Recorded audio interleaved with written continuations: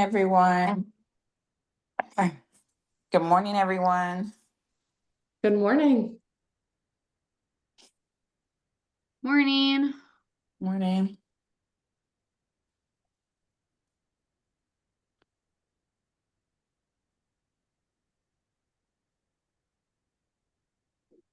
Just gonna wait a couple more minutes as teams continue to join.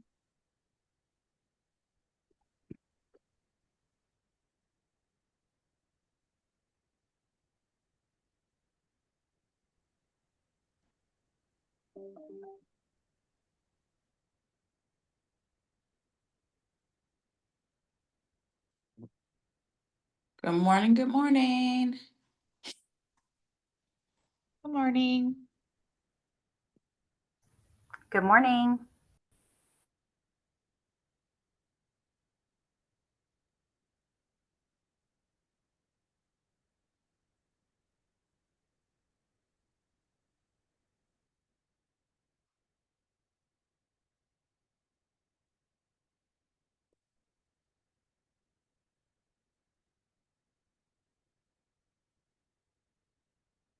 We'll wait just another minute or so to let folks join. Miss Smith, good morning. This is Dr. Watson from Temple.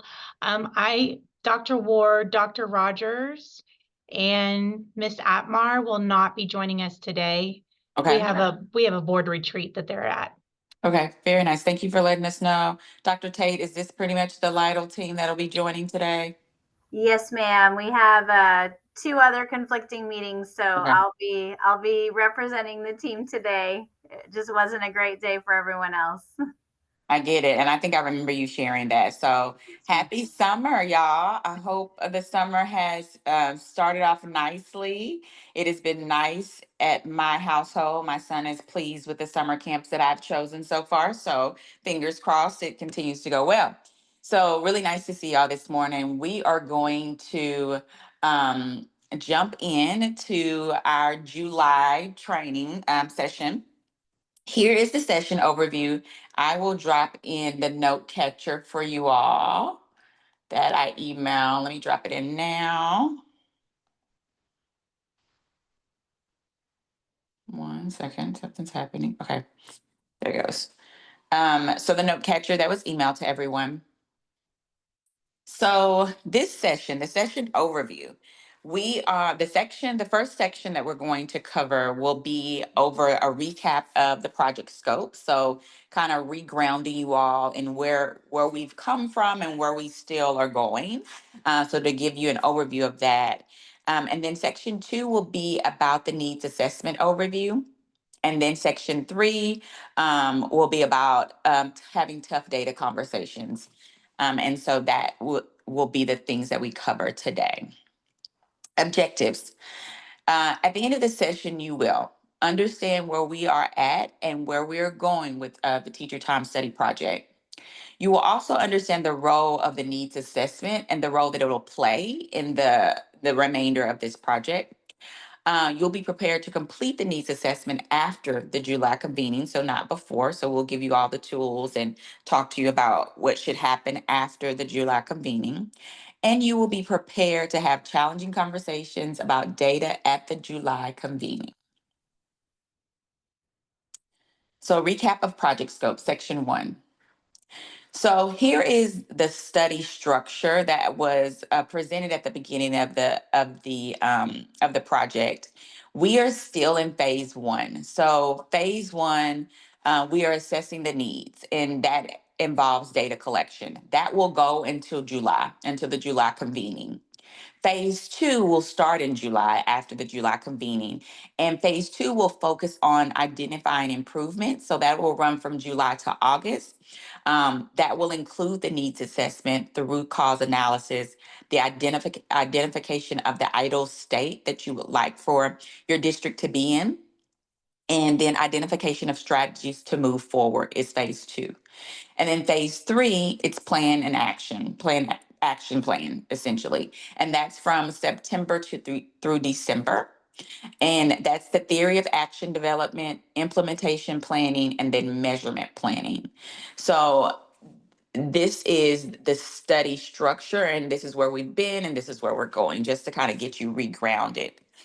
And these are the milestones that we will cover in each of these phases. So the phase one milestone, teacher researchers by the end of phase one, teacher researchers will have synthesized their findings from 3 campuses into one joint presentation of conclusions and recommendations.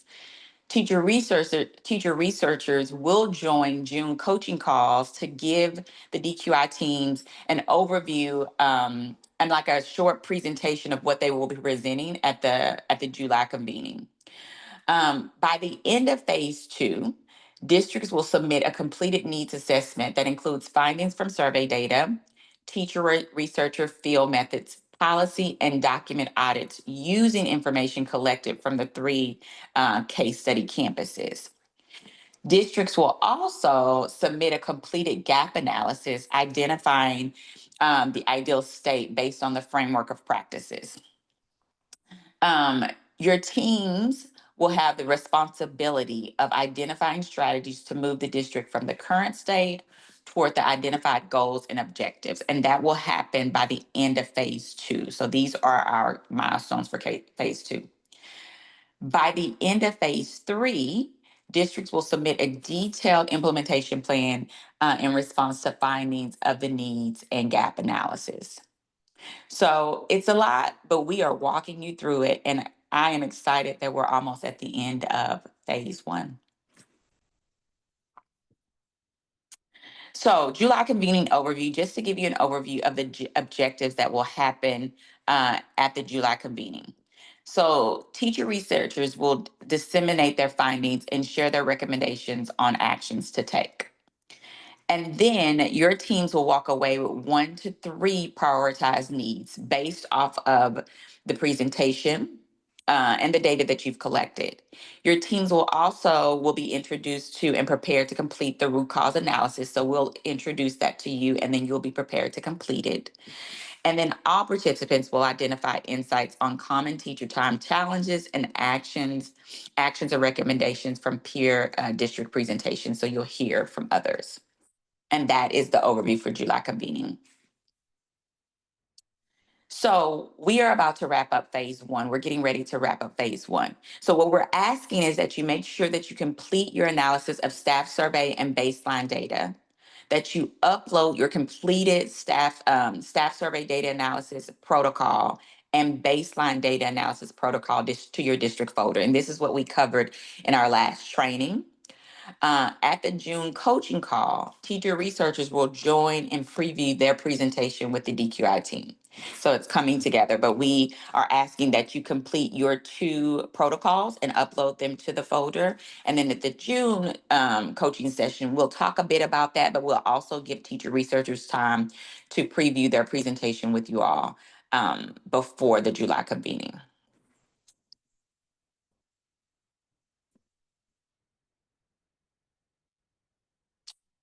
Alex, is this me? Oh, I'm sorry, y'all. This is me.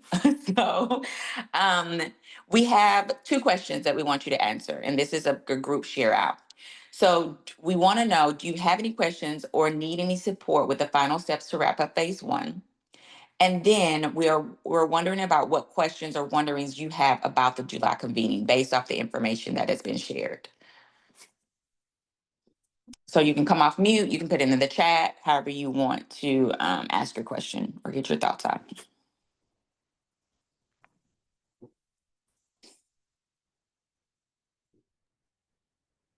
I just have like a functional meeting on July 9th. I was getting stuff scheduled on my calendar just a moment ago at my 8 o'clock for July 8th. Do y'all think that's going to be okay? Do we need to have time before, like the day before with our team to meet and go over everything first? I was just like, or is that just different for every district? I didn't know if y'all have heard what other people, if they're like meeting before as a group before they go up there or what. Deborah, do you want to answer that? I don't think from our perspective, I don't think you have to meet as a group before. I don't think there's any prep work that you have to do, but I'm not sure what other districts are doing outside of our 2 districts. So Deborah, is there any insight that you can provide? No, the only reason you would need to meet with your team would be if there's any pre-work that you're wanting to do before or look at anything ahead of time. But nothing that I know that's required. I think most are arriving on July 8th just because you have to be there so early on the 9th. But there is no, because it's not a conference, this is just a small, basically it's a convening. So it's like a small district meeting. It's really just up to you on your own, how, where you want to stay and what you want to do in terms of logistics and travel. So no prior meeting. I will share an email out. I plan to share an email out sooner to the date, but I'll say it now. I am going to ask that you arrive at least between 8:30 and 8:45 because it does start at 9. And so just get you, ready and into the room. And so we are a very tight schedule that morning. So we'll ask that you're there at least by 8:45 to be ready to go. Okay, thank you. And there will be some pre-work that you'll do that we'll share out for prior to the convening, but you'll have ample time to get that done. It's not required that you have to meet the day before to get it done. And it's also done independently. We knew it was gonna be a hard time to be able to gather you guys all together before it. So we're really just asking you to do some independent reviewing. So you're fully prepared to have those rich collaborative discussions at the convening. Good question. Any other questions that we can answer? Any support that we can provide? And I guess to provide kind of just a high level overview of what the makeup of the convening looks like is the first half of the day is going to be all of the district teacher researchers presenting out their findings. So you're not only going to hear your teacher researchers, you're going to hear the teacher researchers from 4 other districts. So you're going to really be able to hear about what's happening in other districts, what other shared challenges are experienced, what shared recommendations. And that's really intentional because we want you guys to have that like peer-to-peer learning. And that's why that 5th objective around there is really, you're going to take that away. The second half of the time together is going to be, you're going to be working with us specifically, as well as both of your districts. And we're going to be doing some work time. So I'm going to be introducing the needs assessment today and talk about some next steps. But then we're going to have the time at the convening for you to actually finish the needs assessment. That's why one of those objectives was to walk away with 1 to 3 prioritized needs. By the end of that day, we really want you to say, this is what we gathered from all this data.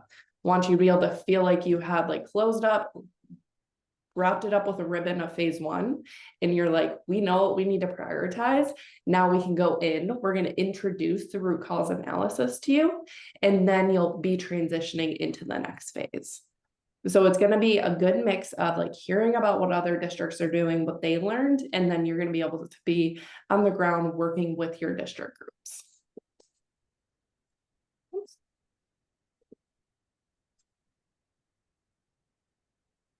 And of course, if any other questions come up, which I'm sure they will prior to it, always feel free to reach out to both us as well as Deborah and TEA to answer any questions about how to really be wrapping up phase 1. We're going to talk more again about specific next steps, and we always summarize them at the end.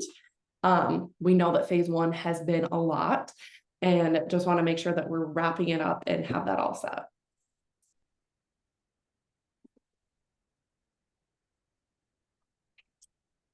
So phase 2, we're in it identifying improvements. So using the needs analysis produced in phase 1 and the teacher time study resource library that we're creating, the district quality team works together to identify an ideal state and strategies to reach that ideal state.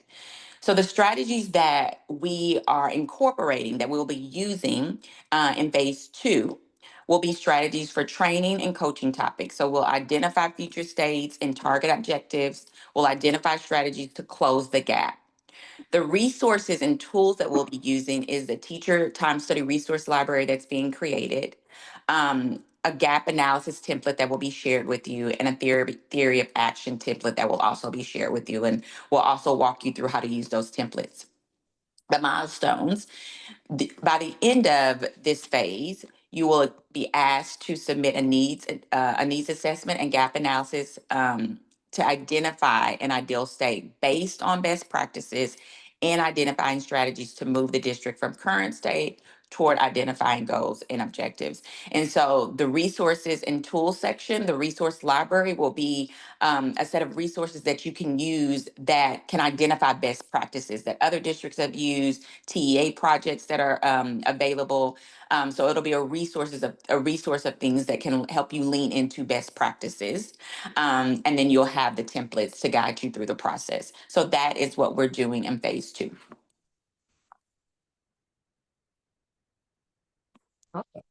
So we were able to kind of talk about where we're at, where we're going. Hopefully we're able to kind of like get our footing in this project. I know it's a lot, we're moving fast. But now we're going to talk about the needs assessment and provide you with an overview of what it looks like, what your actual next steps are, what Maya is doing for you, and then kind of how that translates and how that's going to be utilized. So our first step is going to have you do 5 minutes of independently reviewing the needs assessment template. I want to emphasize, we don't want you to read it line by line. It's pretty lengthy. Just review it to get an idea of what's included. Look at the high level sections, look at what's underneath each, how it's organized, how the data is included. Also, I want to highlight that anything in red is going to be completed by our team at Maya. We're going to be kind of doing the nitty-gritty of translating and putting all of your data that you've collected into the needs assessment. Anything in green is what your team is going to be completing. And that's more of like doing the heavy like sense making and that kind of work. So we're going to share this in the chat. And again, we're going to spend 5 minutes independently reviewing. And then we're just asking you to come back and be prepared to share out with the group any wonderings you have or questions as well. So we'll come back together at, we will do 9:23.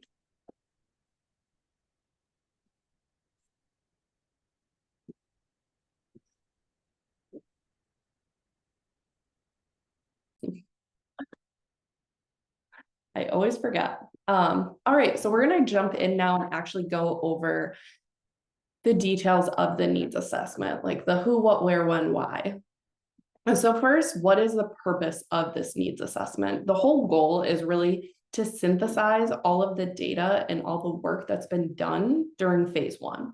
You all did a lot of work. The teacher researchers did a lot of work. There's a lot of work in different places. We want one final work product deliverable that's going to say, this is all the data that was collected, all the different groups that were engaged, and this is what the findings are saying. So then there's one spot where you can look and say, this is what we identified as needs, what we need to do moving forward. So being able to identify those patterns, gaps, and opportunities for improvement across all the data that was collected. When you guys did all of the, like with the survey and the baseline data, and then you have the data analysis protocols, in addition to that, the teacher researchers did that as well. So we have just a lot of different moving pieces that we want to bring together to really tell the full story. Just also emphasizing again that once Maya receives all of the data analysis protocols, so that's the baseline data analysis protocol and survey analysis protocol from your team, and then from the teacher researchers, that's the time audit data analysis protocol and the focus group analysis protocol, then we'll update section 2 and 3 for you. So again, any of that stuff that's in red, we don't want you spending your time of kind of just copying and pasting that in there. We're going to do that for you. And then we'll share that back with you to start completing everything in green. We'll talk about some specific roles and responsibilities in a couple of slides, but just know anything in that red, that copy paste work, we're going to do that for you.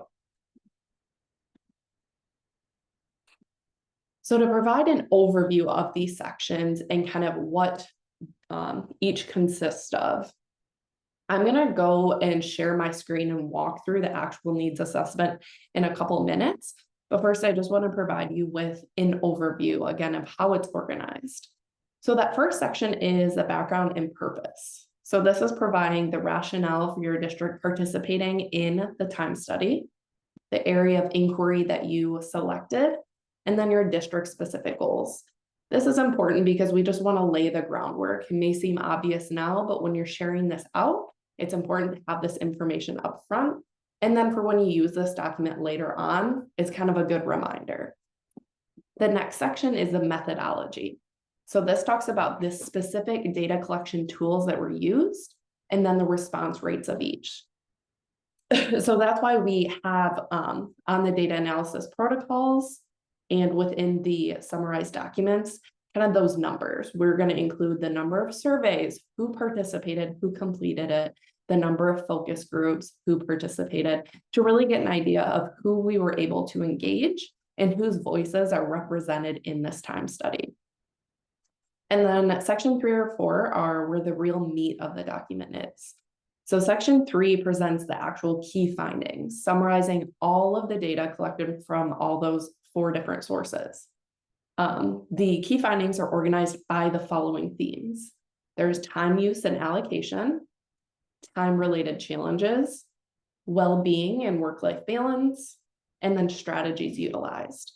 So underneath each of these themes, there's data that came from the survey, the focus group, the time audit data, all kind of wrapped up to say, this is what the story or the data is telling us about time use and allocation. So again, you'll be able to see the specific parts from each data collection tool, but then they're going to wrap up into that theme. And then the section 4 is the needs analysis. Again, this section isn't going to be touched until we're actually at that convening.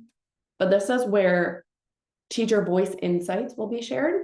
So at the convening during that first part of the session, the teacher researchers will share out their findings as well as their recommendations. So you'll put those in there, as well as any other recommendations that were noted in the staff survey, the focus groups. And then this is also where you will document the identified prioritized needs that you'll work through the process at the convening. So again, don't worry about section 4. Your needs assessment is going to be complete as long as section 1 and 3 are done before the convening. So now thinking about how the needs assessment is going to be utilized. First, we realize it's long. It's not as long as like a district improvement plan needs assessment, thank goodness. But you also did a lot of work during phase 1, and we want it to all be presented and synthesized in one place. So this document is going to be really helpful for you to communicate back the findings. You can and should share this back with the participating campuses. Be able to say, hey, thank you so much for participating. This is what we heard from you. The teachers, for example, who participated in the focus group, the time diaries, they're going to be able to see their voice, their data represented, and know that the strategies that are going to be identified and work that's going to take place is based on their voice and what they felt should be happening. So really recommend sharing this back with the campuses. You can also use this to share it with your board and say, this is what we're doing with the teacher time study. We just went through and collected all of this data. This is what was kind of like the overarching themes that came up. Share where you're going in terms of phase 2 and 3. So it's a really good tool to document all the work you've done, as well as communicate out and say, this is what you've said. Thank you for participating. It will also help, again, kind of wrap up phase 1. We're able to see like the final deliverable. Again, there's so much work that you've done, but it's in multiple different places. So it's kind of the same thing as when we do like a researcher report or evaluation. It's bringing it all together and presenting it out. And then lastly, we're going to use it as a tool as we transition into phase 2. So during phase 2, that's when, again, we're moving into identifying the ideal state. So you'll use this document along with that resource library that LaTanya was talking about to identify where you want your district to be in terms of teacher time use, and then how you can get there. So this needs assessment is going to say, this is where we're at. These are our needs. Then you're going to say, where do we want to be? And that resource library is going to help you connect those dots and say, what are other districts doing? What other programs and resources does TEA provide? What's proven to be effective for districts with similar needs identified? So it's really going to help you kind of connect those dots.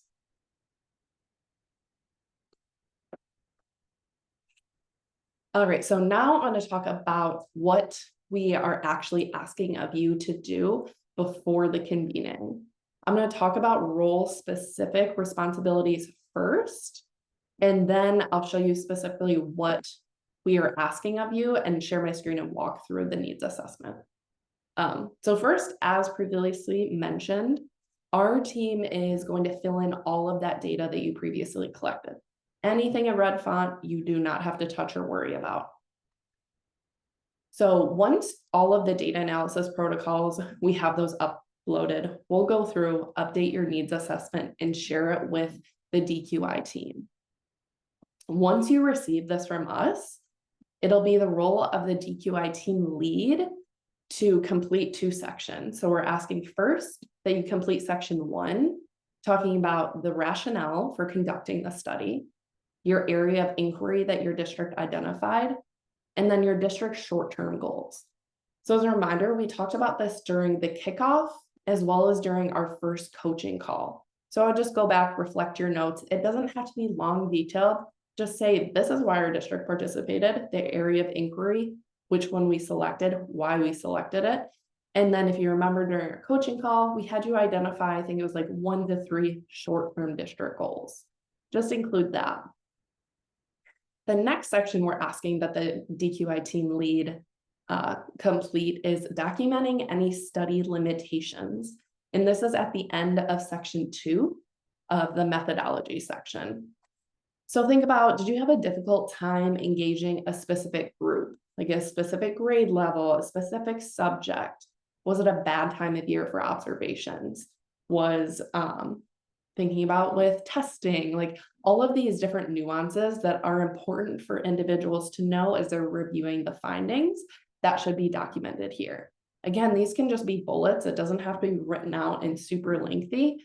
Just treat it as this is where we're providing a little bit more detail and explanation into potential reasons why the data may not be as exactly expected, or that you weren't able to engage certain groups.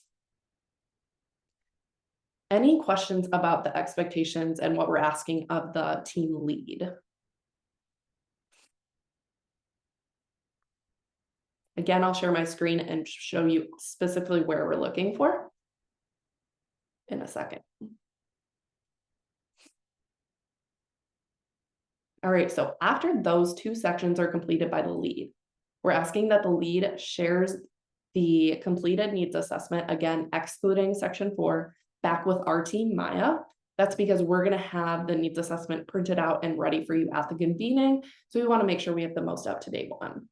Then we're also asking you to share it out with the rest of your team, the DQI team.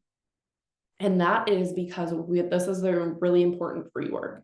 We're asking that you all, including the team lead, review the key finding sections, taking notes on the following.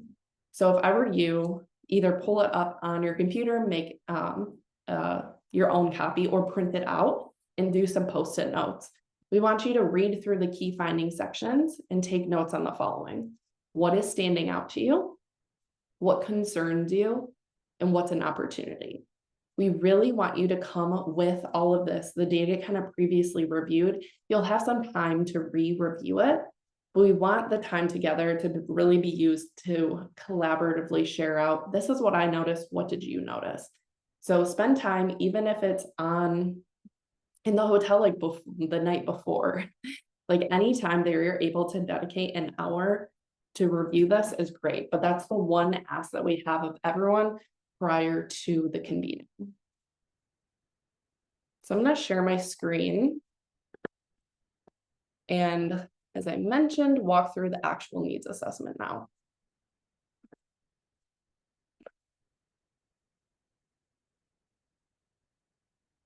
All right. So again, anything in red, we will be updating for you.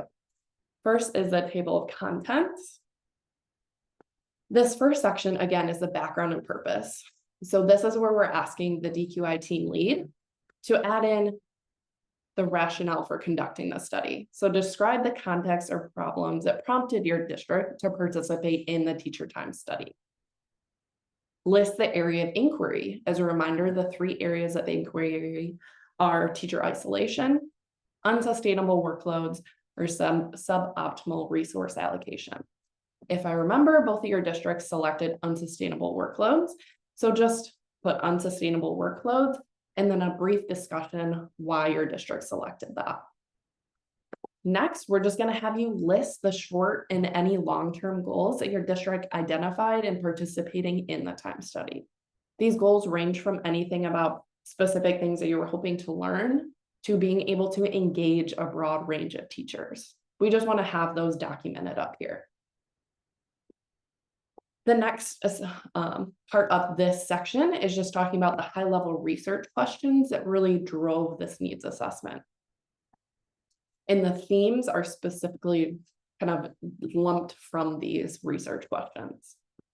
So this next section is the methodology, talking again about what data collection methods were used, as well as the number of participants. So you'll see for the focus groups, we kind of talk about why the focus groups were held, what the goal of them were, and then we're going to have the number of focus groups across all 3 campuses, and then the total number of participants.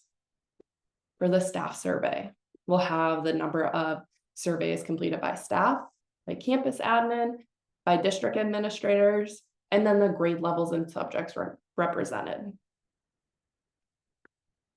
For the planning time observation, we will have the number of observations that were held, as well as the type of planning time that was observed. If the teacher researchers also conducted instructional time observations, this will be included. And then lastly is the teacher time diaries. So we'll talk about, we'll have the total number of time diaries that were received, as well as the grade levels and subjects represented by the teachers who completed them. So really the goal of this section is to be able to say, this is what we did in terms of actually conducting the needs assessment, who was represented, to just again give readers an overview, and then to summarize all the work that was done. This last part is what I mentioned, that is the second task of the lead. So we're asking you to talk about any study limitations. Again, just list them as bullet points. We really just want to be able to highlight anything that needs to be considered as the data is being reviewed. And then also as we think about when we're going to be collecting additional data to compare to that baseline. So what could be something that maybe skewed the number of minutes that's spent on instructional time? We know they were testing, so that's a big piece. So just including any of these limitations. All right, so now next is jumping into the actual key findings section. So this is where, again, like I said, the meat of it is. And this section is what we're asking each of you to independently review prior to the convening. Again, they're organized by theme. So this first theme is time use and allocation. So you'll notice that under each theme, there's the specific data collection tool and then some summary data. Not all the data is presented. We're kind of getting at the high level summary, knowing that we're taking your insights, your factual observations and insights from your data analysis protocol that will kind of provide an overall synthesis. But this will show high level time allocation by activity. So on instruction across all the different campuses, what was the average number of minutes spent per week on these? And then did the majority of teachers, campus admin, or district admin feel that was about right? Too much or too little? So again, just being able to see like, this is where we're at. And these are the perceived, like how people believe that time is being spent.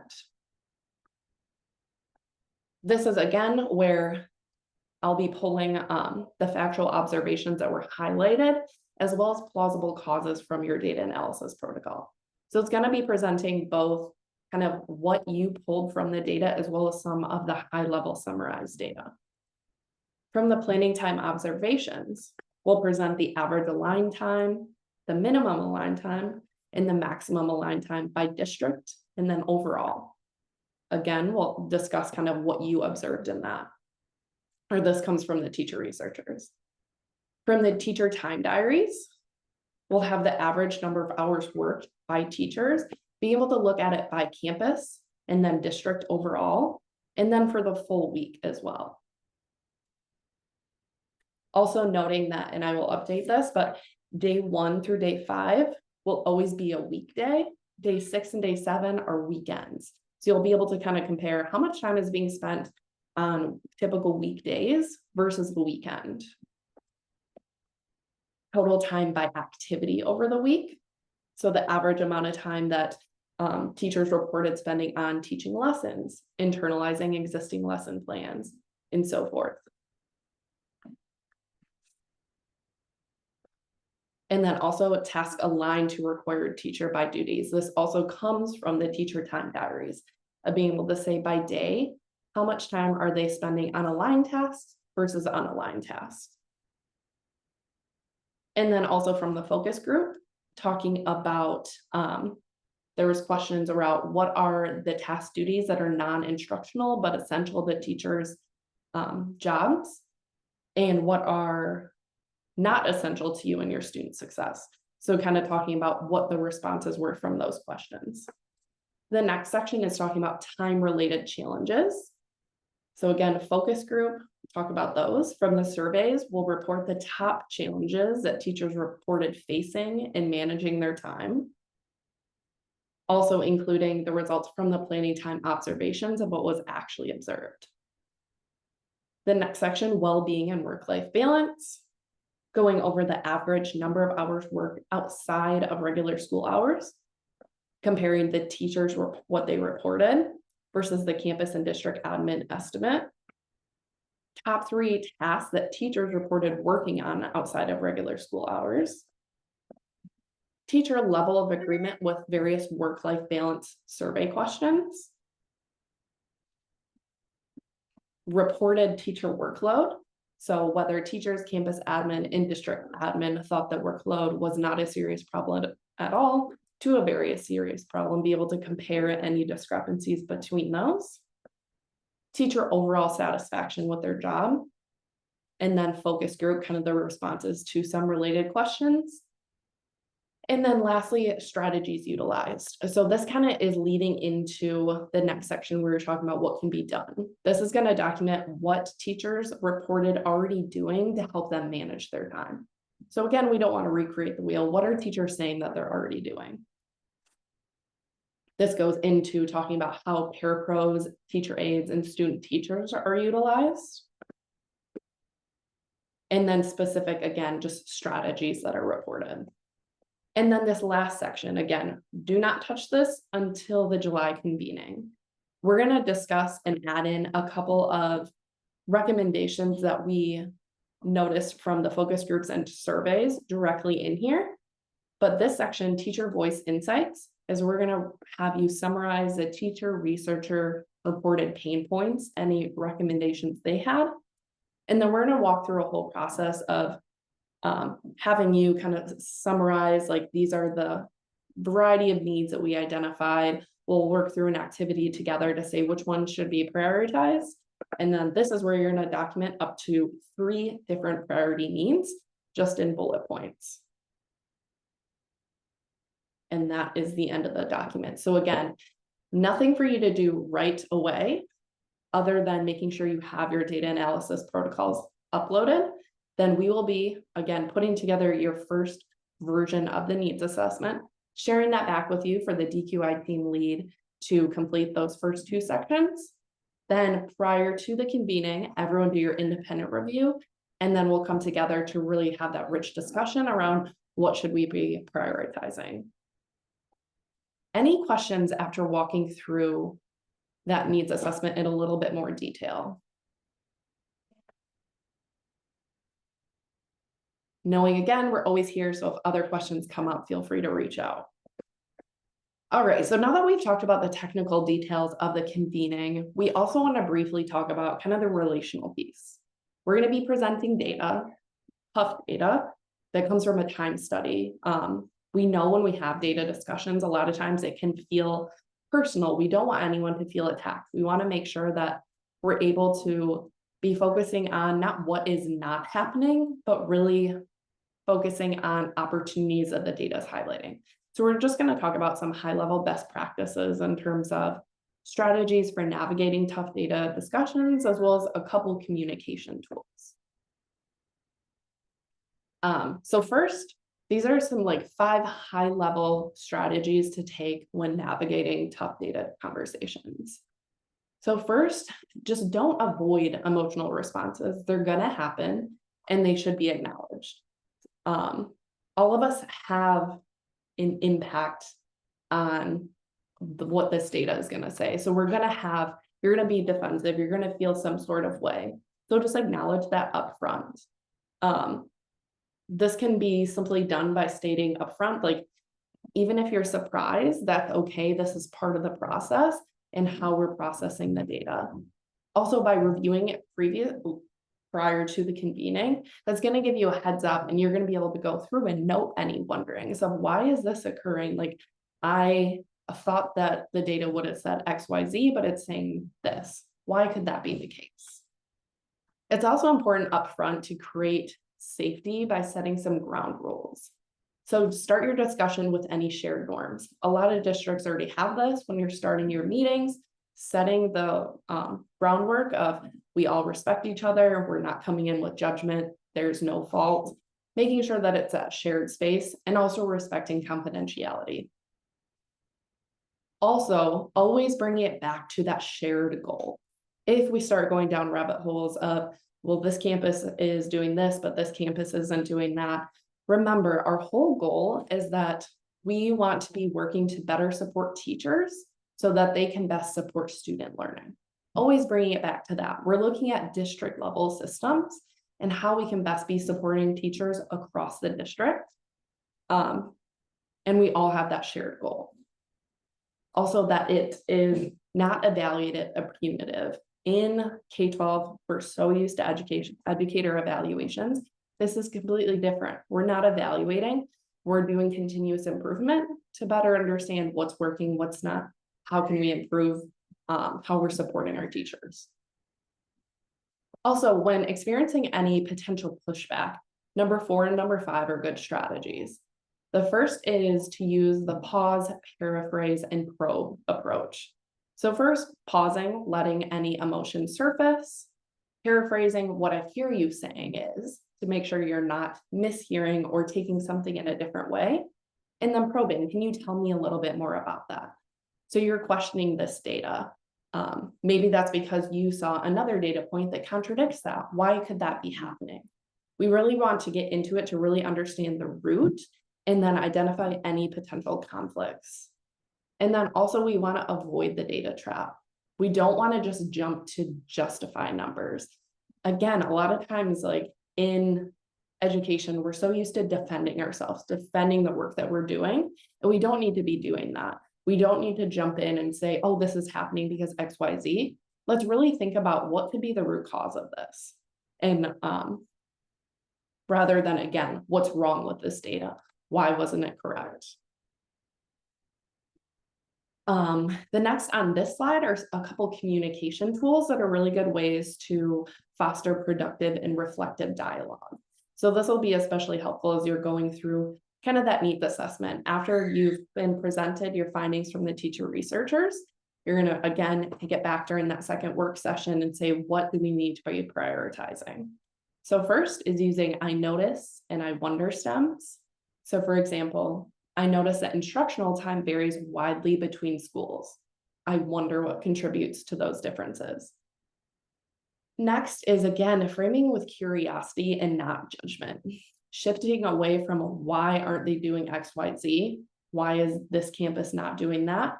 To what conditions might be influencing these patterns. Next, facilitating conversation, not fixing. So resisting the urge to jump to solutions. Kind of similar to when you've been going through that data analysis process. Look at what the data is first saying rather than first jumping to, we should do X, Y, Z. Really grounding yourself all in the same data. And then 4, naming and surfacing any assumptions.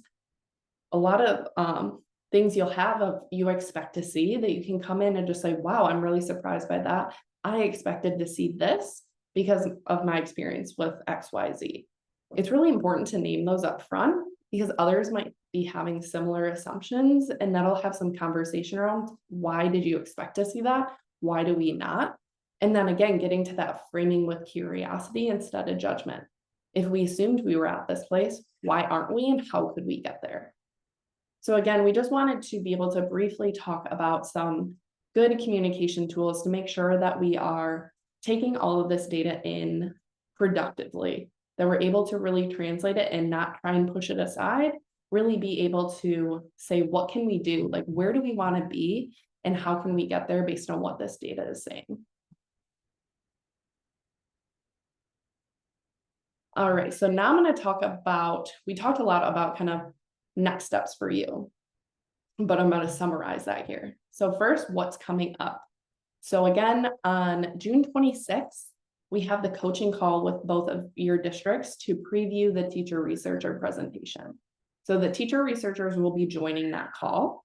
They're going to preview the presentation with you. You can give some feedback, ask some questions. This is going to be time for them to kind of practice, as well as for you to preview the findings, get a heads up, as well as to give them some feedback.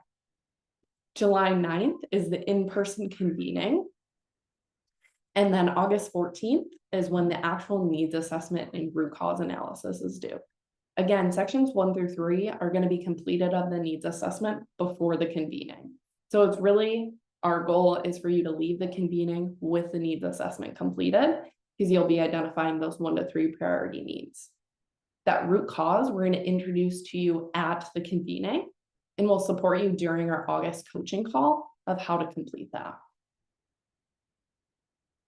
Specific next steps with some dates. These aren't hard and fast dates. We just kind of wanted to provide some recommendations, knowing that we have that end goal of July 9th. So by June 18th, make sure you've uploaded the following to the hub: the baseline data analysis protocol, as well as the survey data analysis protocol. We're also asking that the teacher researchers have both of their data analysis protocols uploaded by that date as well.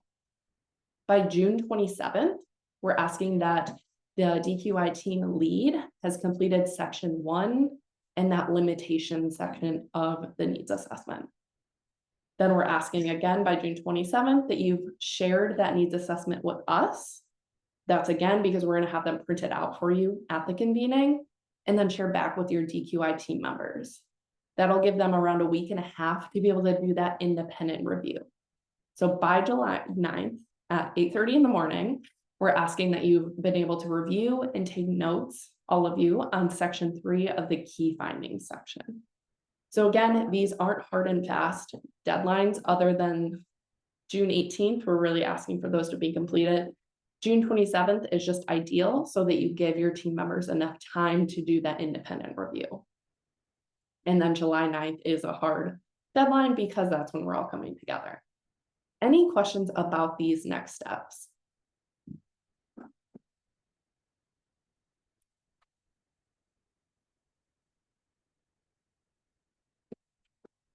You all are a little bit more quiet this morning. Well, that is all we have for you today. We're going to share the exit ticket in the chat. As always, if you can complete that, that would be greatly appreciated. As always, we have all the materials for this session already uploaded to the hub. We'll also have the recording uploaded by the end of the day, and we'll email that out to you, knowing that a lot of your team members are in different meetings.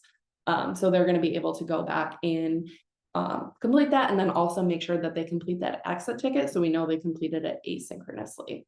But again, if you have any questions about the needs assessment, how to wrap up phase 1 or the July convening, feel free to reach out to us. But otherwise, it was great to see everyone this morning. Hopefully everything is going good with wrapping up the end of the school year. And we're excited to see you all at, well, the next time we see you is at the coaching call, but then we'll see you in person. Yeah. Thank y'all. Thank you, everyone. Bye, thanks. Bye. Bye-bye.